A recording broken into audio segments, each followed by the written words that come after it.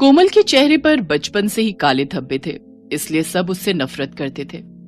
देखा तुमने, इतना अच्छा रिश्ता हाथ से निकल गया। जो भी आता है इसका चेहरा देखकर रिश्ता मना करके चला जाता है। पता नहीं कितनी बदसूरत है तुम्हारी बहन। इसी बात का तो रोना है मधु। इसकी वजह से मेरी भी समाज में बहुत बदनामी हो रही है। उम्र बढ़ती जा रही है, सब मुझे ताने देते हैं कि मैं भाई होकर अभी तक अपनी बहन की शादी नहीं करवा पा रहा। पता नहीं ऐसी बदसूरत बहन का भाई होना ही मेरे भाग्य में क्यों लिखा था। अब बस भी करो, तुम दोनों तो कोमल के पीछे ही पड़ गए हो। इसमें उस बेचारी की क्या गलती है? जब ये पैदा हुई थी तभी से इसके चेहरे पर यह निशान है। पर मेरी बेटी लाखों में एक है। कितनी गुणवती है, पूछो जरा मधु से। घर के सारे काम करके ये देती है, बाजार से सामान लाना, बनाना, सबकी देखभाल करना। अगर कोमल ना हो तो इस घर का क्या हाल हो ये तुम नहीं जानते। माँ, भैया भाभी ठीक ही तो कह रहे हैं। मेरी वजह से इन्हें कितनी बातें सुनने को मिलती हैं। काश मैं पैदा होते ही मर जाती तो आज आप सब पर इतने दुख ना आते। कोमल मेरी बच्ची, आज बोल दिया, आगे से ऐसा मत बोलना। तुम्हारे पिता के जाने के बाद तुम दोनों बच्चे ही तो मेरा सहारा हो। रमेश, अपनी बहन को गलत मत बोल। अगर उसे कुछ हो गया तो मैं तुझे कभी माफ नहीं करूंगी। अरे माँ जी, आप जानती नहीं हो, अभी तो ये रोकर चुप हो जाएगी, उसके बाद फिर से वही कहानी। कोई रिश्ता बताऊंगी इसके लिए तो इसकी शक्ल देखकर फिर रिश्ते के लिए मना हो जाएगा। अब सारी जिंदगी इसको हम घर पर थोड़ी रख सकते हैं, हमें भी अपना परिवार बनाना है। लोग तो बातें बनाएंगे ना कि कुमारी लड़की को घर पर बिठा रखा है। अपने भैया भाभी की बात सुनकर कोमल रोती हुई घर से बाहर चली गई और सड़क किनारे बैठ गई। कुछ देर तक कोमल ऐसे ही रोती रही। उसके बाद घर आई और उसने किसी से कुछ नहीं कहा, चुपचाप घर के काम किए और सो गई। अगले दिन जब कोमल सोकर उठी तो उसने देखा उसके कमरे की दीवार पर लगा हुआ शीशा गायब है। उसने बाहर जाकर अपनी माँ और भाभी से पूछा। माँ जी से पूछने की कोई जरूरत नहीं है, तेरे कमरे का शीशा मैंने ही लिया है। मेरा शीशा टूट गया था इसलिए मैंने तेरे कमरे का शीशा उतार कर लगा लिया। वैसे भी तुझे अपना चेहरा देखने की कोई जरूरत नहीं है। तू देखने में इतनी बदसूरत है कि तेरे चेहरे में देखने लायक कुछ भी नहीं है। मधु, ये जो तुम्हारा व्यवहार है ना, बिल्कुल भी ठीक नहीं है। कोमल फिर से एक बार उदास हो जाती है। उसे अपने लिए बहुत दुख होता है। कोमल, तू मन छोटा मत कर। तू एक काम कर, तू बाजार से नया शीशा खरीद ला। फिर कहीं आना जाना होता है तो घर में और शीशा नहीं है। कोमल अपनी माँ से पैसे लेकर नया शीशा खरीदने के लिए चली जाती है। तभी एक बूढ़ी औरत भूखी प्यासी कोमल से कुछ खाने के लिए मांगती है। बेटी, कुछ पैसों की मदद कर दो, मेरा पोता बहुत बीमार है। घर में खाने के लिए कुछ भी नहीं है। मेरी बहू मेरी राह देख रही होगी। किसी ने भी मेरी मदद नहीं की। मेरी थोड़ी सी मदद कर दो बेटी, भगवान तुम्हारा भला करेंगे। अब क्या करूं? मेरे पास तो बस ये शीशे के ही पैसे हैं। क्या करूं? या तो इनको पैसे दे देती हूँ, बाद में शीशा खरीद लूंगी। मदद कर दो बेटी, तुम्हें बहुत दुआएं मिलेंगी। ये लो अम्मा, ये पैसे रख लो, तुम्हारे काम आएंगे। जीती रहो बेटी, आज तुमने मेरी मदद की है। देखना तुम्हारे साथ हमेशा अच्छा होगा। बूढ़ी औरत कोमल को दुआएं देकर वहाँ से चली जाती है। कोमल थोड़ा आगे जाती है तो उसे एक कबाड़ी वाला मिलता है। कोमल देखती है कबाड़ी वाले के ठेले पर एक पुराना शीशा रखा हुआ है। कोमल उससे पूछती है, भैया ये शीशा तुम मुझे बेच सकते हो? हाँ, क्यों नहीं। मैं तो वैसे भी इस शीशे को फेंकने वाला था क्योंकि शीशे का फ्रेम टूटा हुआ है जी। कोई बात नहीं भैया, वो तो मैं लगवा लूंगी, पर मेरे पास 20 रुपए ही बचे हैं। अगर तुम इतने का दे सको तो। हाँ, ले लो, कोई बात नहीं। मैं तो वैसे भी घर ही जा रहा था जी, जाते जाते 20 रुपए और कमा लेता हूँ। कबाड़ी वाला कोमल को वो शीशा दे देता है। कोमल रास्ते में शीशा दुकान पर बनने के लिए दे देती है और अगले दिन वो नया फ्रेम लगवा कर शीशा घर ले आती है। अगले दिन नहा धोकर जब कोमल शीशे में अपना चेहरा देखती है तो उस शीशे में से एक चमक निकलती हुई दिखाई देती है और देखते ही देखते कोमल बहुत ही सुंदर दिखने लगती है। उसके सारे दाग धब्बे गायब हो गए थे। कोमल हैरान रह जाती है।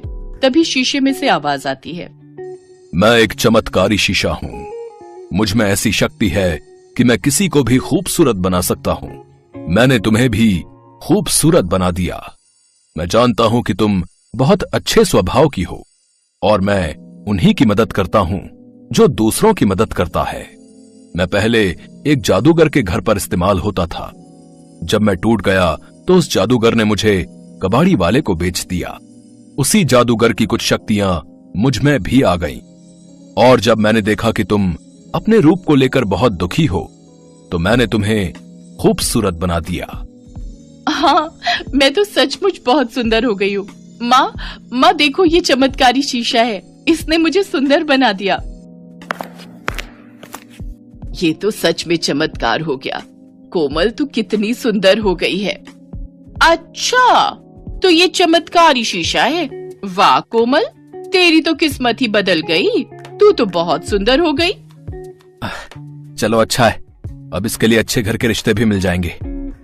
हाँ, ये तूने सही बात कही। अब हम कोमल के लिए कोई अच्छा रिश्ता ढूंढ लेंगे। एक दिन कोमल को बहुत बड़े घर का रिश्ता मिल गया। वो लोग बहुत पैसे वाले थे। लड़के की माँ अपने बेटे और बेटी के साथ कोमल को देखने के लिए पहुंची। लड़के ने कोमल को देखते ही पसंद कर लिया और दोनों के रिश्ते की बात हो गई। हमें आपकी कोमल बहुत पसंद है।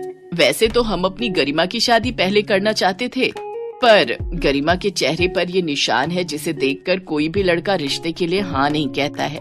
इसी कारण हम अपने बेटे की शादी पहले कर रहे हैं।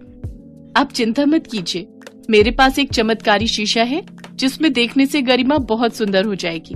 आओ गरिमा, मेरे साथ आओ। कोमल गरिमा को अपने साथ कमरे में ले जाती है और उसे शीशे में देखने के लिए कहती है। गरिमा जैसे ही शीशे में देखती है, वो बहुत सुंदर हो जाती है। सब लोग बहुत खुश होते हैं कि गरिमा कितनी सुंदर हो गई। कोमल की शादी पक्की हो जाती है। शादी का दिन नजदीक आ जाता है। कोमल का रिश्ता इतने बड़े घर में जुड़ता देख उसकी भाभी ईर्ष्या से भर जाती है और उस शीशे को जानबूझकर तोड़ देती है। शीशा टूटते ही कोमल फिर से अपने रूप में आ जाती है। पर ये क्या, कोमल के साथ साथ मधु भी बदसूरत हो जाती है और उसके चेहरे पर दाग धब्बे हो जाते हैं। मधु घबरा जाती है। ये मुझे क्या हुआ? मेरा रूप रंग कहाँ गया? मैं बदसूरत कैसे हो गई? मैं तो कोमल से भी ज्यादा बदसूरत हो गई। ये सब तेरी करनी का फल है। तूने जानबूझकर वो शीशा तोड़ा है ना, इसीलिए तुझे उसकी सजा मिली है। मेरी बेटी की आज शादी है और तूने मेरी बेटी की शादी तोड़वाने के लिए इस शीशे को तोड़ दिया। तू इतना ईर्ष्या से भर गई। मधु माँ ठीक कह रही है। मैं तो चाहता था कि कोमल की शादी हो जाए। मैं बहुत खुश था, पर तुमने तो सारी हदें ही पार कर दी। तुमने उस शीशे को तोड़ दिया जिसकी वजह से मेरी बहन सुंदर बनी थी। जादुई शीशा, भले ही तुम्हारे टुकड़े हो गए हैं, पर मैं जानती हूँ कि तुम मुझे सुन सकते हो। मेरी भाभी को ठीक कर दो। हाँ, मैं तुम्हें सुन सकता हूँ। मेरा जादू खत्म होने से पहले मैं तुम्हारी भाभी को ठीक कर सकता हूँ, पर इसके लिए तुम्हें अपनी सुंदरता का बलिदान देना होगा। अगर तुम्हारी भाभी सुंदर हुई तो तुम्हें हमेशा के लिए अपने इसी रूप में रहना होगा जिसमें तुम पहले थी। बोलो, तुम्हें मंजूर है? हाँ, आप मेरी भाभी को ठीक कर दो। मैं पहले जैसी ही ठीक हूँ। मेरी किस्मत में जो लिखा होगा वो मुझे मिल जाएगा, पर मेरी भाभी को इतनी बड़ी सजा मत दो। कोमल की बातें सुनकर मधु की आंखों में आंसू आ जाते हैं। जादुई शीशा मधु को ठीक कर देता है, पर कोमल अपने पहले वाले रूप में ही रहती है। मधु को अपनी गलती का एहसास हो चुका था, पर अब डर था कि कहीं कोमल के ससुराल वाले उसे इस रूप में देखकर शादी के लिए मना न कर दे। पर ऐसा नहीं था। कोमल, तुम्हारी सुंदरता तो तुम्हारे भीतर है। व्यक्ति अपने व्यक्तित्व से सुंदर बनता है, ना कि ऊपरी सुंदरता से। तुम हमारे घर की बहू जरूर बनोगी। हमारी गरिमा तुम्हारी वजह से सुंदर हुई है। तुमने जो उसके लिए किया है वो कोई भी नहीं कर सकता। बहन जी, शादी की तैयारी शुरू कीजिए। हम शाम को बारात लेकर समय पर पहुंच जाएंगे। कोमल दुल्हन के रूप में बहुत सुंदर और प्यारी लग रही थी। ये सुंदरता उसकी अपनी खुद की पहचान थी, जो उसके व्यक्तित्व को और निखार रही थी। कोमल अपने माँ और भाई भाभी के गले लगकर खुशी खुशी अपने ससुराल विदा होती है।